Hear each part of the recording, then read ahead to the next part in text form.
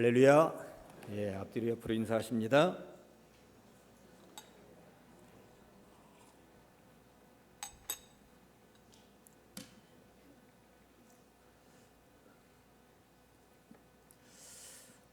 (7월) 한 달 동안은 복음서의 저자들을 만나고 있습니다. 이미 마태, 마가, 누가를 만나셨고요. 오늘은 요한을 만나는 날입니다.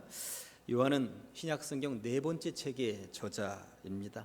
원래는 물고기 잡는 어부였습니다. 예수님께서는 첫 번째 제자 그룹으로 어부들을 부르셨는데 베드로, 요한, 야고보, 안드레 이렇게 네 명이었습니다. 베드로와 안드레가 형제였고요. 요한은 야고보와 형제였습니다. 야고보는 제자들 가운데 가장 먼저 순교를 당해서 일찍 세상을 떠났습니다만 요한은 제자들 가운데 가장 오래 살아남아서 90을 넘긴 제자였습니다. 어찌 보면 일찍 죽은 야고보의 생명의 연장까지도 요한이 감당하면서 살아 있었는지 모르겠습니다. 아무튼 오늘은 요한을 만나는 날입니다. 네 꼭지로 나누어서 말씀을 받도록 하시겠습니다. 요한에게는 별명이 있었어요. 우레의 아들이라는 별명이 있었는데 그래서 첫 번째 제목을 우레의 아들 요한이라고 정해 보았습니다. 우레의 아들이라는 별명을 통해서 요한의 성격을 우리는 어림짐작해 볼 수가 있습니다. 다혈질일 것 같다 하는 것이죠. 요한은 갈릴리 바다에서 어부로 살았습니다. 물고기를 잡아야 생명을 유지할 수 있는 사나이였고요. 풍랑과 싸워서 이겨야만 하는 사나이였습니다. 온순한 성격 가지고 해낼 수 있는 직업이 아니었던 것이죠. 당연히 거칠어질 수밖에 없었을지도 모르겠습니다. 이런 사람이 예수님의 제자가 되었던 것입니다. 마가복음 3장에 보면 12제자의 명단이 나오는데 요한과 야고보를 소개할 때는 특별하게 소개를 하고 있습니다. 이 12를 세우셨으니 시몬에게는 베드로란 이름을 더하셨고 또 세베대의 아들 야고보와 야고보의 형제 요한인 이 둘에게는 보아너게 곧 우레의 아들이란 이름을 더하셨다고 성경에 쓰여져 있는 것입니다. 예수님의 제자들 가운데 별명을 가지고 있는 제자들은 없었습니다. 유일하게 요한과 야고보만 별명을 가지고 있었다는 것인데 별명이 우레의 아들이라고 하는 것이죠. 우레라는 말을 국어사전에 찾아보면 번개가 친 다음에 하늘에 크게 울리는 소리라고 되어 있어요. 그러니까 우레는 우리말로 하면 천둥 소리인 거예요. 이를 통해서 요한의 형제들이 어떤 성격의 소유자였을 것인지는 분명합니다. 일단 목소리 하나는 컸을 것이다. 그리고 성깔 한번 부리면 대단했을 것이다 하는 것을 알 수 있습니다. 또한 추진력이 대단해서 불도저처럼 밀어붙이는 그런 성격이었을 것이구나 짐작해 볼 수 있는 것이죠. 한 번은 이런 일이 있었습니다. 예수님께서 북쪽 갈릴리에서 남쪽 예루살렘으로 이동해 가시는 거예요. 이제 십자가를 지실 때가 되었고 죽음의 길로 십자가의 길로 걸어가시는 것입니다. 그런데 북쪽의 갈릴리에서 남쪽의 예루살렘으로 가려면 꼭 거쳐야 하는 것이 중간에 사마리아 지역이었습니다. 이때의 장면을 누가복음 9장은 이렇게 기록하고 있습니다. 사자들을 앞서 보내심에 그들이 가서 예수를 위하여 준비하려고 사마리아인의 한 마을에 들어갔더니 예수께서 예루살렘을 향하여 가시기 때문에 그들이 받아들이지 아니하는지라 제자 야고보와 요한이 이를 보고 이르되 주여 우리가 불을 명하여 하늘로부터 내려 저들을 멸하라 하기를 원하시나이까. 무슨 말입니까? 야고보와 요한이 지금 성질이 난 거예요. 예수 믿으라고 사마리아 지역에서 전달했는데 그들이 받아들이지 않고 안 믿겠다고 하니까 야고보하고 요한이 성깔이 나서 주님 불을 내려서 이 지역을 아예 불바다로 만들어 버릴까요? 이렇게 말을 하고 있는 거예요. 그런데 그 불바다로 만들어 버릴까요 하는 주체가 누구인가 보세요. 우리가 라고 되어져 있습니다. 이게 얼마나 기고만장하고 교만덩어리입니까? 주님이 한번 불을 내리시면 이들 쓸어버리실 수 있을 것 같습니다. 이렇게 하면 혹시 모르겠습니다. 그런데 우리가라고 자기들이 그런 능력이나 있는 것처럼 지금 말을 하고 있다는 것입니다. 지나쳐도 너무 지나친 모습입니다. 이런 경우를 일컬어서 세상에서는 싸가지 없는 놈들이라고 얘기를 하는 것입니다. 작가 이회수 씨의 책을 제가 읽다가 보니까 싸가지가 없다는 말은 사가지, 네 가지가 없다는 말로 그가 해석을 하고 있더라고요. 그래서 네 가지가 뭐냐? 사람이 사람으로서 이 땅에서 서로 부비며 몸 기대며 살아갈 때에 필요한 것들, 개념, 교양, 양심, 예외 이러한 것들이 없는 경우를 사가지 없는 경우라고 얘기한 것이다. 그가 이렇게 해석을 해 놓았습니다. 세상 살아가다 보면 개념 없는 사람들 참 많습니다. 교양 없는 사람도 있고요, 양심 없는 사람도 있고 예의 없는 사람도 있습니다. 그런데 이회수 씨의 그 해석을 놓고 살펴보았더니 지금 야고보하고 요한이 사가지 없는 사람들이구나 하는 것을 제가 알게 되었어요. 지금 얼마나 개념 없는 모습입니까? 예수님이 어디로 가고 있느냐 하면 예루살렘으로 가고 있으신 거예요. 예루살렘으로 가는 것은 온 인류를 구원하시기 위하여 십자가 짊어지시기 위해서 가는 것입니다. 그런데 얼마나 개념이 없으면 잠깐 믿지 않는다 해서 이들을 어떻게 하면 더 믿게 할 것인가 이런 생각을 하는 것이 아니라 불을 내려서 쓸어버리십시다. 얼마나 개념 없는 행동입니까? 교양도 없습니다. 세상에 이런 말투가 어디에 있단 말입니까? 불덩어리를 내려서 쓸어버리십시다. 정말 그 입이 세상 말로는 굉장히 거른 것이죠. 예수님 앞에, 평화의 예수님, 사랑의 예수님 앞에서 이런 교양 없는 말투가 어디에 있단 말입니까? 양심도 없습니다. 자기들은 하고 싶은 말 다 하고 가지고 싶은 것 다 가지고 자기들 멋대로 살면서 지금 양심도 없는 거예요. 사마리아는 쓸어버리십시다 이러고 있으니, 그 다음에 예의도 없습니다. 물었더라면 예수님, 사마리아가 복음을 받아들이지 않는데 어떻게 하면 좋을까요? 어떻게 하면 이들로 하여금 복음을 받아들이도록 할 수 있을까요? 이렇게 물었어야 합니다. 그러나 그들은 예수님께 묻지도 않았습니다. 다 결정해버리고 우리가 한번 쓸어버릴까요? 이러고 있더라라고 하는 것이죠. 얼마나 예의가 없습니까? 거듭 말씀드립니다만 4가지가 없는 행동이구나 하는 것을 알 수가 있는 것이죠.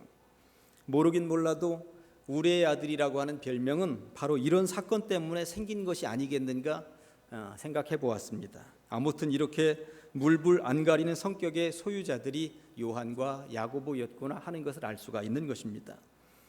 요한과 야고보 형제에게는 또 다른 사건 하나가, 유명한 사건 하나가 있었습니다. 마태복음 20장에 보면 요한과 야고보가 어머니를 대동하고 예수님 앞에 등장을 했습니다. 성경에 등장하는 치맛바람입니다. 그 어머니가 예수님께 뭐라고 청탁을 하느냐 하면, 내 아들 둘, 예수님이 예루살렘에 올라가시면 로마를 뒤집어 엎고 나라를 되찾은 이후에 왕이 될 것 아닙니까? 그런 이후에 내 아들 하나 요한은 좌의정에, 야고보는 우의정에 앉혀 주십시오 이러고 있었다라고 하는 것이죠. 이 일로 인해서 모든 제자들이 난리가 났습니다. 네가 뭔데 너희들만 이런 청탁을 한단 말이냐, 우리는 뭐야, 너희를 섬기란 말이냐 이러고 있었던 것입니다. 이러니 요한과 야고보는 우리의 아들 맞습니다. 물불 가리지 않았고요, 하고 싶은 말은 다 하는 것이고 가지고 싶으면 뭐든지 다 가져야 하는 성격이었던 것입니다. 요한과 야고보의 이런 이야기를 읽으면서 삼국지 장비가 생각이 났습니다. 장비는 하고 싶은 말 다 하고 하고 싶은 행동 다 하고 하여튼 뭐든지 자기 멋대로 살았던 것입니다. 그런데 기적 같은 일이 일어났습니다. 이랬던 요한이 어느 순간 놀라운 요한으로 뒤바뀌어졌다고 하는 것이죠. 장비처럼 물불 가리지 않고 달려들기만 하고 혈기가 왕성했던 사나이가 어느 순간 순둥이가 되어서 나타납니다. 그리고 기독교 역사에 정말 뚜렷한 족적을 남긴다고 하는 것입니다. 어느 누구도 따라잡을 수 없는 정말 위대한 인물이 탄생된다고 하는 것입니다. 어떻게 그럴 수 있었을까요? 그 비밀은 요한이 사랑한 주님의 품, 여기서 찾을 수가 있습니다. 두 번째 제목을 주님의 품을 사랑한 요한이라고 정해본 것입니다. 요한복음을 읽다 보면 독특한 표현 하나를 만나게 되는데, 예수께서 사랑하시는 제자라는 표현입니다. 특별히 요한복음 20장과 21장에 주로 등장을 하는 표현입니다. 20장 2절에 보니까 시몬 베드로와 예수께서 사랑하시던 그 다른 제자에게 달려가서 말하되, 21장 7절에 보니까 예수께서 사랑하시는 그 제자가 베드로에게 이르되 주님이시라 하니, 21장 20절에 보니까 베드로가 돌이켜 예수께서 사랑하시는 그 제자가 따르는 것을 보니, 오늘 본문에서도 마찬가지입니다. 23절에서 예수의 제자 중 하나 곧 그가 사랑하시는 자가 라고 하는 부분이 있습니다. 요한복음은 요한이 썼습니다. 그런데 요한은 요한복음을 기록하면서 자신의 이름이 들어가야 할 부분에 자신의 이름을 기록하지 않습니다. 자신의 이름 대신에 독특하게 예수께서 사랑하시는 제자라는 말을 사용하고 있다는 거예요. 이 말을 어찌 보면 굉장히 교만한 말입니다. 어떻게 주님이 자기만 사랑하겠습니까? 그 주변에 있는 다른 제자들도 이 땅에 있는 모든 인류를 사랑하시는 분이 주님이신데 어떻게 주님이 사랑하시는 제자라고 하면서 자기를 일컬을 때 이 단어를 사용한단 말입니까? 교만한 것이죠. 이기적인 것입니다. 그런데 저는 신앙생활하면서 이러한 부분에 있어서는 이기적이어도 좋다고 생각을 합니다. 주님의 사랑만큼은 절대 빼앗겨서는 안 된다고 저는 생각을 하는 것입니다. 이렇게 말을 할 수 있다고 하는 것은 주님은 누구보다 나를 더 사랑한다는 그 자부심, 이 표현이거든요. 그런데 말입니다, 2000년 전 그 요한보다 주님이 더 사랑하는 이가 이 땅에, 오늘날 이 땅에 한 명 더 있다는 사실을 아십니까? 누구일까요? 여러분들 가슴에다가 전부 다 손을 한 번씩 얹어 보세요. 그리고 2000년 전에 그 요한보다 오늘날 이 땅에서 가장 사랑하시는 제자가 누구일까요? 하는 질문 앞에 여러분들은 뭐라고 하시겠습니까? 따라 하시겠습니다. 나입니다. 나입니다. 2000년 전 요한을 그렇게도 사랑하셨던 그 주님은 2000년을 흘러서 오늘날 여러분들 각자 한 사람 한 사람을 똑같은 분량으로 사랑하시는 줄로 믿습니다. 이런 자부심이 나를 나되게 만드는 은혜인 것이고 행복인 것이고, 그러한 자부심을 가지고 살아갈 때에 우리는 어떤 환난과 역경도 이겨낼 수 있는 것이고 그 사랑에 감격하면서 살아갈 수 있다는 것이죠. 그런데 요한은 어떤 계기로 주님이 가장 사랑하는 제자라는 이런 자칭 별명을 가지게 된 것일까요? 그것은 바로 주님의 품입니다.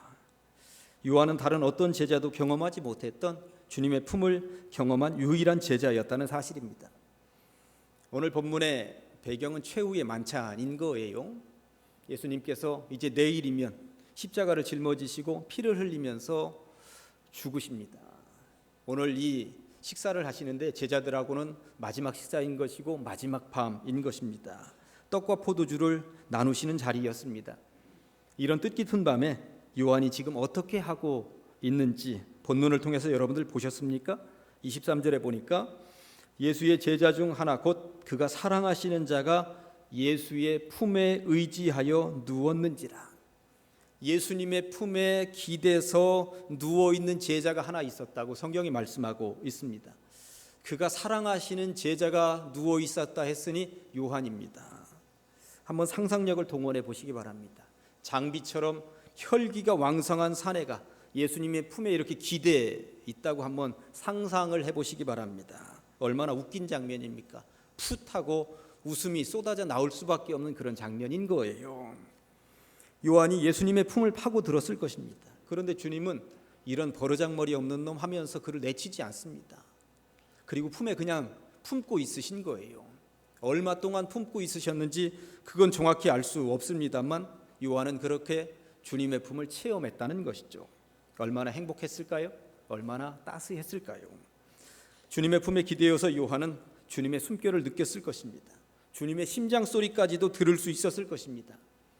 요한은 평생을 두고 주님의 품에 안겼던 그 밤을 잊을래야 잊을 수가 없었던 것이죠. 그래서 오늘 설교 제목이 요한이 사랑한 주님의 품 독차지할수록 행복입니다 라고 정해본 것입니다. 이런 체험을 한 요한은 생명을 다하는 날까지 결코 주님을 떠날 수가 없었다고 하는 것입니다. 주님의 그 품을 체험한 사람이 어떻게 주님을 떠날 수가 있단 말입니까? 혈기왕성했던 그가, 우레의 아들이란 별명을 들을 수밖에 없을 정도로 다혈질이었던 그가 주님의 품을 체험한 이후에 달라져도 이렇게 달라졌다고 하는 것이죠. 어떻게 달라졌는지 두 가지만 살펴보려고 하는데, 그래서 세 번째 제목을 십자가 밑을 지킨 유일한 제자 요한이라고 제가 정해본 거예요. 주님의 품을 경험했던 요한은 주님의 마지막 순간에 다른 제자들처럼 도망칠 수가 없었습니다.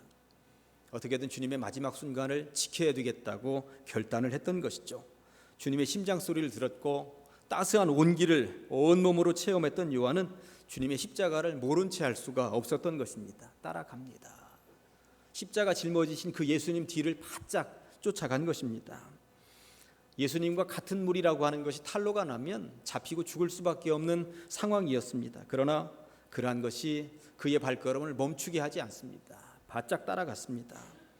예수님께서 채찍을 맞으시고 조롱을 당하시면서 십자가에 달려서 피 흘리시는데도 그 생생하게 모든 장면을 두 눈으로 보았다고 하는 것입니다. 사복음서에는 전부 다 예수님의 십자가 사건이 기록되어져 있습니다. 마태, 마가, 누가도 기록했습니다. 그런데 마태, 마가, 누가가 써놓은 십자가 사건보다 요한이 써놓은 십자가 사건을 읽을 때 더 감동으로 다가옵니다. 왜냐하면 마태나 마가나 누가는 듣고 쓴 거거든요. 듣고. 그런데 요한은 자기가 직접 두 눈으로 본 것을 생생하게 지금 기록해 나가고 있었다고 하는 것이죠. 그러니 요한은 예수님의 십자가 사건을 친히 자기 펜으로 기록하면서 얼마나 뜨거워졌을까요? 얼마나 피눈물을 쏟으면서 이 책을 썼겠느냐 하는 것입니다. 아무튼 요한은 겟세마네 동산에서는 다른 제자들이 뿔뿔이 흩어지니까 잠깐 도망가는 듯 했다가 예수님의 십자가 밑에는 머물면서 유일하게 의리를 지킨 제자가 되었다고 하는 것입니다. 요한마저 떠났더라면 3년 동안 12제자 가르치셨던 예수님의 그 애쓰신 것들이 헛되게 되었을 텐데 요한은 의리의 사나이로서 그 십자가 밑을 지켰습니다. 그리고 그 십자가 밑에서 예수님의 어머니 마리아를 모시도록 예수님으로부터 부탁을 받았으니 얼마나 더 큰 사명을 받은 것입니까? 이런 요한이 그 이후 절대 주님의 기대에 어긋나지 않았습니다. 네 번째 주제, 제자 중 성경 최다 기록자가 되었다고 하는 것입니다. 신약 성경은 27권으로 되어져 있죠. 사도 바울이 13권을 썼으니까 거의 반을 썼습니다. 예수님의 제자 가운데 성경 저자는 3명입니다. 마태복음 1권 썼습니다. 베드로전서와 베드로후서 2권을 썼습니다. 그런데 오늘의 주인공 요한은 5권을 썼죠. 요한복음, 요한 1서, 2서, 3서, 그리고 요한계시록입니다. 요한이 기록한 모든 책들의 주제를 한 단어로 정하라면 사랑입니다. 사랑. 요한복음뿐만 아니라 모든 성경을 통틀어서 가장 중심이 되는 주제 성구 하나를 꼽으라면 요한복음 3장 16절을 우리는 꼽죠. 다 같이 한 목소리로 읽어보실까요? 시작. 하나님이 세상을 이처럼 사랑하사 독생자를 주셨으니 이는 그를 믿는 자마다 멸망하지 않고 영생을 얻게 하려 하심이라. 이 말을 기록하면서 요한은 온몸이 감동으로 전율했을 것입니다. 주님의 품에 안겨서 예수님의 사랑을 온몸으로 체득한 이후에 하나님이 세상을 사랑하신다는 것이 무엇인지 그는 깨달았거든요. 그러니 예수님의 입에서 나오는 이 얘기를 적으면서 맞아, 세상을 이처럼 사랑하시는 주님의 사랑, 십자가 사랑이 바로 이러한 거야 하면서 감동으로 기록했겠구나 하는 것입니다. 거듭 말씀드립니다만 요한이 기록한 책들의 중심 주제는 사랑입니다. 사랑 이야기로 가득 차 있습니다. 사랑 이야기는 사실 아무나 쓰는 것이 아니죠. 물론 누구나 다 사랑에 대한 글을 쓸 수는 있습니다. 그러나 체험하지 않은 사랑 이야기를 쓰는 것은 사실 거짓될 수밖에 없는 것이고요. 그 책은 아무리 읽어보아도 감동이 없습니다. 그러나 체험한 사람이 써내는 사랑 이야기, 이것은 누구에게나 감동을 줄 수 있다는 것입니다. 머리에서 짜낸 것이 아니기 때문에 그렇습니다. 온몸으로 체험한 사랑이기 때문에 그런 것입니다. 요한이 기록한 요한 1서를 읽어가다 보면 사랑이라는 단어를 뛰어넘고는 도저히 더 이상 읽어내릴 수 없는 문장들로 가득 차 있습니다. 4장 7절과 8절을 보니까 사랑하는 자들아 우리가 서로 사랑하자. 사랑은 하나님께 속한 것이니 사랑하는 자마다 하나님으로부터 나서 하나님을 알고 사랑하지 아니하는 자는 하나님을 알지 못하나니 이는 하나님은 사랑이십니다. 자기가 직접 주님의 품에서 체험하고 보니 이 사랑이 어떤 것인지 알게 된 거예요. 그러니 우리도 서로 사랑하자는 이 메시지는 얼마나 호소력이 강한 것입니까? 체험에서 우러나온 메시지였기 때문에 그렇습니다. 10절과 11절에서 사랑 이야기는 계속됩니다. 사랑은 여기 있으니 우리가 하나님을 사랑한 것이 아니요 하나님이 우리를 사랑하사 우리 죄를 속하기 위하여 화목제물로 그 아들을 보내셨습니다. 사랑하는 자들아 하나님이 이같이 우리를 사랑하셨은즉 우리도 서로 사랑하는 것이 마땅하도다. 하나만 더 인용해 볼까요? 20절과 21절에 보니까 누구든지 하나님을 사랑하고 그 형제를 미워하면 이는 거짓말하는 자니 보는 바 그 형제를 사랑하지 아니하는 자가 보지 못하는 바 하나님을 사랑할 수 없느니라. 우리가 이 계명을 주께 받았나니 하나님을 사랑하는 자는 또한 그 형제를 사랑할지니라. 아멘. 주님의 품을 체험하고 보니, 그 사랑을 체득하고 보니 마음에 품고 있는 것은 온통 사랑이었습니다. 요한은 사랑으로 꽉 찬 사람이 되었다고 하는 것이고, 입만 열면 사랑의 이야기가 폭포수처럼 쏟아 나올 수밖에 없었다고 하는 것입니다. 그래서 오늘 제목이 무엇이라고 했습니까? 요한이 사랑한 주님의 품 독차지할수록 행복입니다. 2000년 전에 주님이 그렇게도 사랑하셨던 요한, 그리고 그 사랑을 온몸으로 체득한 이후에 주님은 나를 얼마나 사랑하시는지 모른다고 고백했었던 그 요한의 고백이 바로 여러분들의 고백이 되시기를 주님의 이름으로 간절히 축원합니다. 이제 말씀을 정리합니다. 거칠게 자란 사람이었습니다. 풍랑과 싸워야만 했습니다. 성깔 있는 사람이었습니다. 이것 때문에 물불 가리지 않고 말하고 싶은 것은 다 말하고 욕심낼 만한 것은 다 가져야만 하는 그런 성격의 사람이었습니다. 그러나 이 사람 요한이 주님의 품을 체험한 이후에는 달라져도 너무나 달라져 있더라라고 하는 것입니다. 주님의 품을 체험한 이후 예수님의 십자가 자리를 지킨 유일한 제자로 이름이 남았고요, 예수님의 제자들 가운데 가장 많은 성경책을 남긴 제자가 되었습니다. 그리고 덤으로 장수의 복을 받았습니다. 다른 제자들은 전부 다 젊은 나이에 순교했습니다만 유일하게 요한 한 사람만 90이 넘어 제명에 죽었던 것이죠. 요한이 사랑한 주님의 품은 요한만 독차지하는 품이 아닙니다. 누구에게나 열려진 품이라는 사실입니다. 그 품은 지구 땅덩어리에 살고 있는 60억 인구가 다 달려들어도 능히 다 품을 수 있는 넓은 품입니다. 하늘을 두루마리 삼고 바다를 먹물 삼아도 닿기로 갈 수 없는 사랑의 품이기 때문에 그렇습니다. 그 넓은 품에서 그 사랑 한 번씩 체험하시고요, 어딜 가든지 입만 열면 요한처럼 하나님은 사랑이십니다 라고 고백할 수 있는 주님의 사랑스러운 백성들이 다 되시기를 주님의 이름으로 간절히 축원합니다. 기도하시겠습니다. 하나님 아버지, 감사합니다. 연합예배로 모이게 하시니 감사합니다. 온 가족이 모여 예배하는 이 시간 주님의 신령한 은혜를 사모하오니 이 예배를 통하여 시온의 대로가 열리게 하여 주시옵소서. 우리를 육적인 가족으로 묶어주시어 가정을 이루게 하셨으니 감사합니다. 우리를 영적인 가족으로 묶어주시어 한 교회를 이루게 하셨으니 감사합니다. 가정이든 교회든 주님의 각별한 돌보심 아래 머물게 하시어 은혜와 사랑으로 충만하게 하여 주시옵소서. 주님의 품을 사랑한 요한처럼 부모의 품 안에서 자라게 하시되 무엇보다도 주님의 품을 놓치지 않게 하여 주시옵소서. 늘 주님의 따스한 품에 머물던 그 기억을 통하여 우리도 사랑의 사람이 되게 하시되 하늘을 두루마리 삼고 바다를 먹물 삼아도 다 기록할 수 없는 그 사랑을 전하는 주의 백성들이 되게 하여 주시옵소서. 세상은 날이 갈수록 악해져 가고 온 거리마다 넘쳐나는 죄악의 물결을 봅니다. 사람이 사람을 죽이는 테러는 온 지구를 두렵게 하며 우리의 주변을 맴도는 사고와 사건의 소식은 우리를 두렵게 합니다. 그러나 때때로 지켜주시는 하나님의 그 놀라운 방패와 산성이 되어주심에 감사하며 살게 하시되 피난처 되시는 주님의 품에서 가장 안전하게 하여 주시옵소서. 예수님의 거룩하신 이름 받들어 기도하옵나이다. 아멘.